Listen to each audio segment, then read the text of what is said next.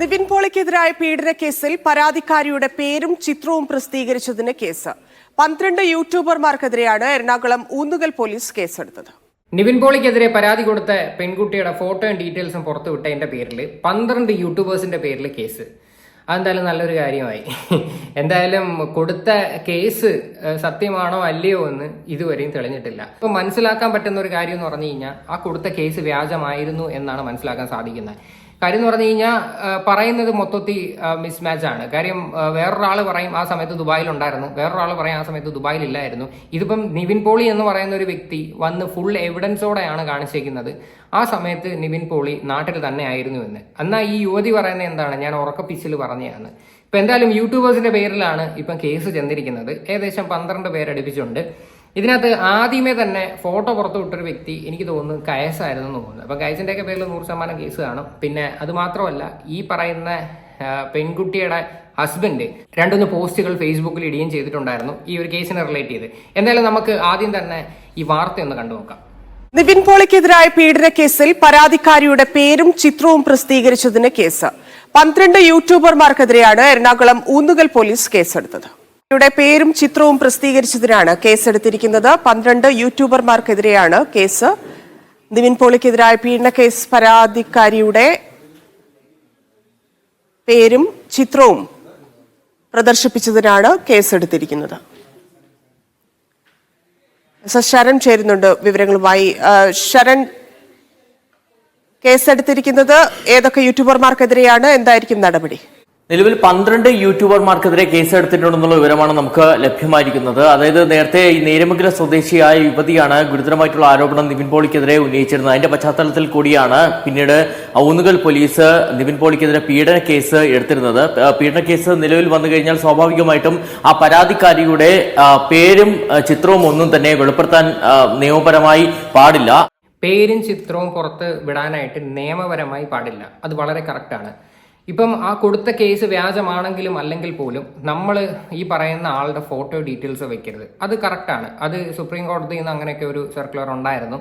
കാര്യം ഇതിപ്പോൾ ആരും അങ്ങനെ ശ്രദ്ധിക്കാറില്ല. പല ആൾക്കാരും ഈ ഒരു വീഡിയോ ചെയ്യുന്നത് സത്യം പറഞ്ഞാൽ പേഴ്സണൽ ബെനിഫിറ്റിന് വേണ്ടിയിട്ടാണ്, അല്ലാതെ ഭയങ്കര നാട് നന്നാക്കാൻ വേണ്ടിയിട്ടാണെന്ന് ഞാൻ ഒരിക്കലും പറയത്തില്ല. എല്ലാവരും ഇപ്പോൾ പൈസയ്ക്ക് വേണ്ടിയിട്ട് മാത്രമാണ്. അന്നേരം കുറച്ച് എക്സ്ക്ലൂസീവ് കണ്ടന്റ് എന്നുള്ള രീതിയിൽ ഫോട്ടോ എടുത്ത് അങ്ങ് പുറത്തു വിടും. എന്നാൽ ഇതിന്റെ ആഫ്റ്റർ എഫക്റ്റ് എന്തൊക്കെയാണെന്ന് ഈ മക്കൾക്ക് അറിയത്തില്ല. എന്താണ് നിയമം എന്ന് പോലും ബോധമില്ലാതെയാണ് പല എണ്ണം വന്നിരുന്ന് വീഡിയോ ചെയ്യുന്നത്. എന്നാൽ ഈ ഒരു കേസിനകത്ത് നമുക്ക് പൂർണ്ണമായി യൂട്യൂബേഴ്സിനെ എല്ലാവരും കുറ്റം പറയാൻ പറ്റുമെന്ന് വെച്ച് കഴിഞ്ഞാൽ ഒരിക്കലുമില്ല. കാര്യം കൊടുത്ത കേസ് എത്രത്തോളം ജെനുവിനിറ്റി ഉണ്ടെന്ന് സാമാന്യ ബോധമുള്ളവർക്ക് എല്ലാവർക്കും മനസ്സിലായിട്ടുണ്ട്. ഇപ്പൊ എന്തായാലും കേസ് എടുത്തതിന്റെ സ്ഥിതിക്ക് പോലീസുകാർ വിളിപ്പിക്കും, അവരതിന്റെ പ്രൊസീജിയേഴ്സുമായിട്ട് മുന്നോട്ട് പോകും. എന്തായാലും 12 പേരുടെ പേര് ഏതൊക്കെയാണെന്ന് നിലവിൽ പുറത്ത് വന്നിട്ടില്ല. പക്ഷെ ഈ പേരിനകത്തോട്ട് മാച്ച് ചെയ്യുന്ന കുറച്ച് പോസ്റ്റുകളും കാര്യങ്ങളും ഒക്കെ ഈ പറയുന്ന പെൺകുട്ടിയുടെ ഹസ്ബൻഡ് ഫേസ്ബുക്കിൽ പോസ്റ്റ് ചെയ്തിട്ടുണ്ട്. അപ്പം എന്തായാലും നമുക്ക് ആദ്യം തന്നെ ആ പോസ്റ്റ് ഒന്ന് കണ്ടു നോക്കാം. പോലീസ് അന്വേഷണത്തിൽ ഉള്ള ഒരു കേസിലെ വിക്ടിമായ എന്റെ ഭാര്യയുടെ ഐഡന്റിറ്റി വെളിപ്പെടുത്തുന്ന രീതിയിൽ അപകീർത്തിപ്പെടുത്തുന്ന തരത്തിലും ഫോട്ടോയും വീഡിയോയും പുറത്തുവിട്ട് സ്മൃതി എന്ന യൂട്യൂബർ ചാനൽ അടക്കം 15ഓളം ചാനലുകൾക്കെതിരെ ഞങ്ങൾ കേസ് രജിസ്റ്റർ ചെയ്തിട്ടുണ്ട്. ഓക്കെ, അപ്പൊ ഇവർ കൊടുത്ത കേസ് തന്നെയാണ്. തീർച്ചയായിട്ടും ഈ ഒരു കാര്യത്തിൽ കേസ് എടുക്കും, ഒരു ഡൗട്ടും വേണ്ട. കാര്യം പരാതിക്കാരിയുടെ പേരും ഡീറ്റെയിൽസും പുറത്തുവിട്ട് കഴിഞ്ഞാൽ അതിനപ്പുറം വേറെ ഒന്നുമില്ല. അത് കേസ് എടുക്കാൻ പറ്റുന്ന വകുപ്പാണ്. കേസ് എടുക്കുകയും ചെയ്യും, അവിടെ വിളിപ്പിക്കുകയും ചെയ്യും, പിന്നെ അതിന്റെ കാര്യങ്ങളൊക്കെ ആയിട്ട് ഓടി നടക്കേണ്ടി വരും. പക്ഷെ നിങ്ങളൊന്ന് മനസ്സിലാക്കണം, ഈ പറയുന്ന നിവിൻ പോളി എന്ന് പറയുന്ന ഒരു വ്യക്തി എന്തുമാത്രം പബ്ലിക്കിന്റെ മുന്നിൽ നാണം കെട്ട്. അതാണ് എൻ്റെ ഒരു ചോദ്യം. അതാണ് ഈ ഒരു കേസിനകത്ത് വലിയ ജെന്യൂനിറ്റി ഇല്ലെന്ന് എനിക്ക് പേഴ്സണലി ഫീൽ ചെയ്യുന്ന ഒരു കാര്യമാണ്. ഇനിയിപ്പം അതിനിപ്പം വിധി വരട്ടെ, കോടതി വിധിയിൽ നിവിൻ പോളി തെറ്റ് ചെയ്തിട്ടുണ്ടെങ്കിൽ ശിക്ഷിക്കപ്പെടണം, അത്ര ഞാൻ പറയത്തുള്ളൂ. പക്ഷേ ഈ കേസിനകത്ത് വലിയ ജെന്യൂനിറ്റി ഇല്ലാത്ത കാര്യത്തിൽ നിവിൻ പോളി ഇത്രയും പേരുടെ പേരിൽ നാണം കെട്ടതും നിവിൻ പോളിയുടെ ഫാമിലി അനുഭവിച്ചതും ഒക്കെ അതിനൊന്നും ഒരു വാല്യൂ ഇല്ലേ? അത് മാത്രമല്ല, വേറൊരു കേസുണ്ട്. നിവിൻ പോളി എന്തായാലും തിരിച്ച് കേസ് കൊടുത്തിട്ടുണ്ട്. അതിന്റെ എന്തായാലും അന്വേഷണം എന്തായാലും നടന്നുകൊണ്ടിരിക്കുകയാണ്. അവരെ ഇതിന്റെ പേരിൽ വിളിപ്പിച്ചിട്ടും ഉണ്ടായിരുന്നു. എന്തായാലും നമുക്ക് സത്യം എന്തായാലും ഉടനെ അറിയാമല്ലോ.